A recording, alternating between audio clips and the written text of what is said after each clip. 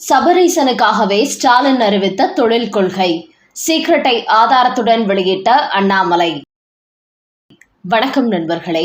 தமிழக முதலமைச்சர் மு.க.ஸ்டாலின் தான் முதலமைச்சர் ஆனதிலிருந்து துபாய் உள்ளிட்ட பல வெளிநாடுகளுக்கு திமுக அமைச்சர்களுடன் சென்றார்.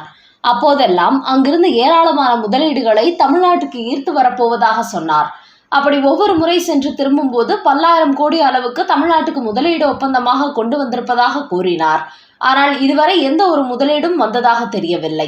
இந்த நிலையில் நேற்று சட்டசபையில் பட்ஜெட் மற்றும் மானிய கோரிக்கை விவாதத்தில் சில திட்டங்களுக்கு ஒப்புதல் அளிக்கப்பட்டது. அதில் தொழிற்துறை உருவாக்கியுள்ள விண்வெளி தொழில் கொள்கை 2025க்கு அவர் ஒப்புதல் அளித்துள்ளார். இதுகுறித்து தமிழக பாஜக தலைவர் அண்ணாமலை ஆதாரத்துடன் ஒரு செய்தி வெளியிட்டிருக்கிறார். அதில் முதலமைச்சர் மு.க.ஸ்டாலினின் மருமகன் சபரீசன் ஏற்கனவே வானம் என்கிற பெயரில் ஒரு விண்வெளி தொழில்நுட்ப ஸ்டார்ட் அப் நிறுவனத்தை கடந்த ஆண்டே தொடங்கிவிட்டார். அப்போதிலிருந்தே அவருக்கு தமிழக அரசு சார்பில் உறுதுணையாக இருக்க வேண்டும் என்பதற்காக அது சம்பந்தமாக மு.க.ஸ்டாலின் ஏதேனும் ஒரு நிறுவனம் தொடங்குவார் என்று எதிர்பார்க்கப்பட்டது. அப்படி எதிர்பார்த்தது போலவே தற்போது தமிழக விண்வெளி தொழில்துறை தொடங்கி இருக்கிறார். இதன் மூலம் 20% மூலதன மானியத்தை சபரீசன் நிறுவனத்திற்கு வழங்குவதற்கு மு.க.ஸ்டாலின் திட்டமிட்டுள்ளார். ஆனால் இந்த கொள்கையை கோபாலபுரம் குடும்பத்தின் தொழில் கொள்கை என்று அழைப்பது பொருத்தமாக இருக்கும் என்று கூறியிருக்கும் அண்ணாமலை, தமிழ்நாடு தேவையான முதலீடுகள் இல்லாததால் மிகப்பெரிய அளவில் பாதிப்புக்கு உள்ளாகி இருக்கிறது. ஆனால் மு.க.ஸ்டாலின் தனது மருமகனின் நிறுவனத்தை வளர்க்க வேண்டும் என்பதற்காகவே அது சம்பந்தமான ஒரு தொழில் கொள்கையை தமிழக அரசு சார்பில் தான் ஆரம்பித்து அந்த நிறுவனத்துக்கு 20% மூலதன மானியத்தை வழங்க திட்டமிட்டிருப்பது ஒரு அவமானமான செயல். தனது குடும்பத்தாரை வாழ வைக்க வேண்டும் என்பதற்காக மக்களின் வரி பணத்தில் இதுபோன்று மு.க.ஸ்டாலின் தொழில் தொடங்குவது வேதனைக்குரிய விஷயம். மேலும் இவர் ஆட்சிக்கு வருவதற்கு முன்பு 1000க்கும் மேற்பட்ட பள்ளி கட்டிடங்கள் கட்டி கொடுக்கப்படும் என்று உறுதி அளித்திருந்தார். ஆனால் இப்போது வரை தமிழ்நாட்டில் பெரும்பாலான பள்ளிகள் மரத்தடியில் தான் நடைபெற்று வருகிறது. இப்படி மக்களுக்கு கொடுத்த வாக்குறுதியை நிறைவேற்றுவதை மறந்துவிட்டு மருமகனின் தொழிலை வளர்ப்பதில் மு.க.ஸ்டாலின் கவனம் செலுத்துவது தமிழக மக்களை வஞ்சிக்கும் செயலாகும் என்று அண்ணாமலை அந்த பதிவில் தெரிவித்திருக்கிறார். அந்த வகையில் இதுவரை தமிழ்நாடு மட்டுமின்றி வெளிநாடுகளிலும் நிறுவனங்கள் தொடங்கி முதலீடுகளை சேமித்து வைத்த திமுக குடும்பமானது இப்போது முதலீடுகளை சேமிக்க வான் மண்டலத்துக்கும் போக தொடங்கிவிட்டார்கள். அதன் முதல் கட்டமாக தான் மு.க.ஸ்டாலினின் மருமகன் சபரீசன் வானம் ஸ்பேஸ் என்கிற நிறுவனத்தை தொடங்கி இருப்பதாக அரசியல் வட்டாரங்களில் பேசிக் கொள்கிறார்கள். அடுத்த செய்தி, வக்ஃப் மசோதாவுக்கு இடைக்கால தடையா? எவன்டா சொன்னது? உச்ச நீதிமன்றம் சொன்ன அதிரடி தீர்ப்பு வெளியானது. அவசரப்பட்டு நீதிபதிக்கு நன்றி சொன்ன மு.க.ஸ்டாலின், விஜய்.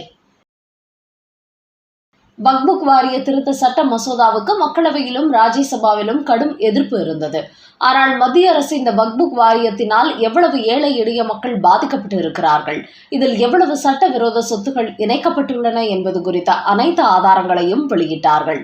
என்றாலும் திமுக, காங்கிரஸ் போன்ற எதிர்க்கட்சிகள் இஸ்லாமியர்கள் தங்களது வாக்கு வங்கி என்பதால் அதற்கு எதிராக தொடர்ந்து கொடிபிடித்தார்கள். அவர்களை பொறுத்தவரை மற்ற மதத்தினர் பாதிக்கப்பட்டால் அவர்களுக்கு கவலை இல்லை. இஸ்லாமியர்கள் மட்டும் எப்போதும் பயனடைந்து கொண்டே இருக்க வேண்டும்.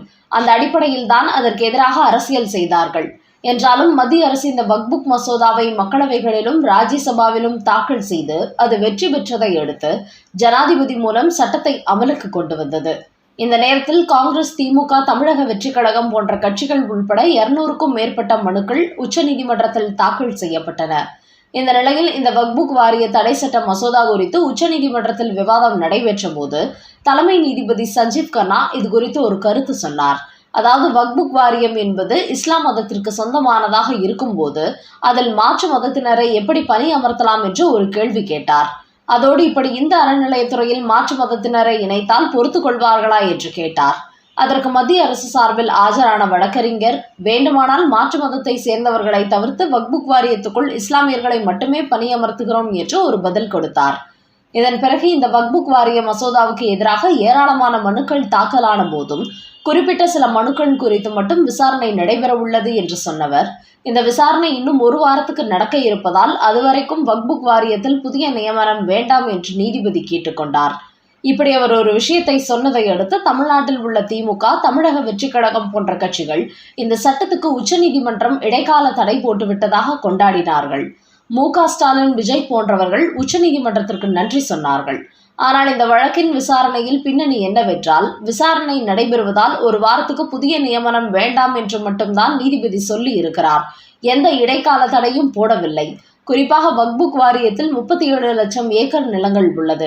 அதில் 15 ஏக்கர் சட்ட விரோதமாக கொடுக்கப்பட்டது என்பதை ஆதாரத்துடன் சுட்டிக்காட்டியுள்ளார்கள். சட்ட விரோதம் என்றால் சில வீடுகளில் நீண்ட காலம் குடியிருப்பவர்கள் அது வேறு நபரின் பெயரில் இருந்தால் கூட தாங்கள் வக்புக் வாரியத்துக்கு எழுதி வைத்திருக்கிறார்கள். இதுபோன்று 15 லட்சம் ஏக்கர் நிலங்கள் வக்புக் வாரியத்துக்குள் உள்ளது. அந்த அடிப்படையில் தான் இந்து கோவில்கள், இந்து மக்களின் சொத்துக்கள் எல்லாம் வக்புக் வாரியத்துக்குள் போயிருக்கிறது. இது குறித்த அனைத்து ஆதாரங்களும் உச்சநீதிமன்றத்தில் சமர்ப்பிக்கப்பட்டுள்ளது.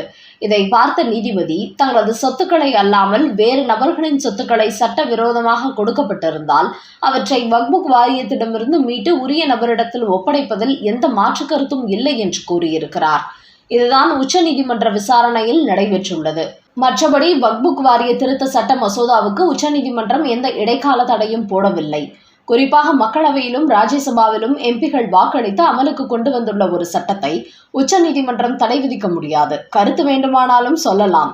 அதோடு இந்த வக்புக் வாரியத்தினால் ஏராளமான கிராமத்து ஏழை மக்கள் பாதிக்கப்படுகிறார்கள். அந்த அடிப்படையில் தான் இந்த தடை சட்டம் கொண்டு வரப்பட்டுள்ளது என்பதால் திமுக, காங்கிரஸ் போன்ற கட்சிகள் தொடுத்துள்ள மனுக்களை விசாரணை நடத்திவிட்டு வக்புக் வாரியத்தில் இஸ்லாமியர்கள் மட்டுமே பணியமர்த்துமாறு ஒரு கோரிக்கை வைத்துவிட்டு இந்த வழக்கை உச்சநீதிமன்றம் முடித்துக் கொள்வார்கள் என்பது தற்போது தெரிய வந்திருக்கிறது. அதனால் ஒரு வாரத்துக்கு வழக்கு விசாரணை முடியும் வரை புதிய நியமனங்கள் பணியமர்த்த வேண்டாம் என்று உச்சநீதிமன்ற நீதிபதி சொன்ன ஒரு விவகாரத்தை கேட்டு அதை தங்களுக்கு கிடைத்த மிகப்பெரிய வெற்றியாக கொண்டாடிய மு.க. ஸ்டாலின், விஜய்க்கு இன்னும் ஒரே வாரத்தில் அதிர்ச்சி காத்திருக்கிறது என்பது குறிப்பிடத்தக்கது. அடுத்த செய்தி, எந்த கட்சியுடனும் கூட்டணி இல்லை, சீமான் திட்டவட்ட அறிவிப்பு. கடந்த 5 தேர்தல்களில் தனித்தே போட்டியிட்டு வரும் நாம் தமிழர் கட்சியின் சீமானை இந்த முறை பாஜக கூட்டணிக்கு வருமாறு அழைப்பு விடுத்து வருகிறார்கள். குறிப்பாக புதிய தலைவர் நயினார் நாகேந்திரன் சீமானிடத்தில் கூட்டணி வருமாறு பேச்சுவார்த்தை நடத்துவோம் என்று சில தினங்களுக்கு முன்பு கூறியிருந்தார். இந்த நிலையில் நேற்று சீமான் அளித்த ஒரு பேட்டியில், ஒரு கட்சி இன்னொரு கட்சியை கூட்டணிக்கு அழைப்பது வழக்கமான ஒரு நடைமுறைதான் என்றாலும் நாம் தமிழர் கட்சியை பொறுத்தவரை எப்போதுமே ஒரு நிலைப்பாடுதான். நாங்கள் தனித்துதான் போட்டியிடுவோம். எங்களை பொறுத்தவரை வெற்றி தோல்வி என்பது முக்கியமல்ல. நாங்கள் கொள்கையோடு பயணித்துக் கொண்டிருக்கிறோம். அதோடு தமிழ்நாட்டை பொறுத்தவரை திமுக, அதிமுக 2 கட்சிக்கும் எந்த வித்தியாசமும் இல்லை. இரண்டுமே ஊழலில் ஊறிப்போன கட்சிகள் தான். அதனால் இந்த ஊழல் கட்சிகளின் கூட்டணியில் நாம் தமிழர் கட்சி இடம்பெறுவதற்கு வாய்ப்பே இல்லை என்று தனது நிலைப்பாட்டை திட்டவட்டமாக கூறியிருக்கிறார் சீமான். இதை வைத்து பார்க்கும்போது 2026 சட்டமன்ற தேர்தலில் திமுக கூட்டணி, அதிமுக பாஜக கூட்டணி, சீமானும் விஜயும் தனித்தனியே போட்டி என 4 முனை போட்டி நடக்கப் போகிறது. நண்பர்களை, தனது மருமகன் சபரிசனுக்காகவே மு.க. ஸ்டாலின் அறிவித்து தொழில் கொள்கை சிகரெட்டை ஆதாரத்துடன் அண்ணாமலை வெளியிட்டிருப்பது, வக்ஃப் வாரிய மசோதாவுக்கு உச்சநீதிமன்றம் இடைக்கால தடை போடாமலேயே அப்படி ஒரு தடையை போட்டுவிட்டது போன்று மு.க. ஸ்டாலினும் நடிகர் விஜயும் கொண்டாடி இருப்பது, மற்றும் எப்போதும் போல் நாம் தமிழர் கட்சி தனித்துதான் போட்டியிடும், அதிமுக, திமுக போன்ற ஊழல் கட்சிகளுடன் இணைந்து ஒருபோதும் நாங்கள் தேர்தலை சந்திக்க மாட்டோம் என்று சீமான் திட்டவட்டமாக அறிவித்திருப்பது குறித்த உங்களோட கருத்துக்களை கமெண்ட் பாக்ஸில் பதிவிடவும். நன்றி, வணக்கம்.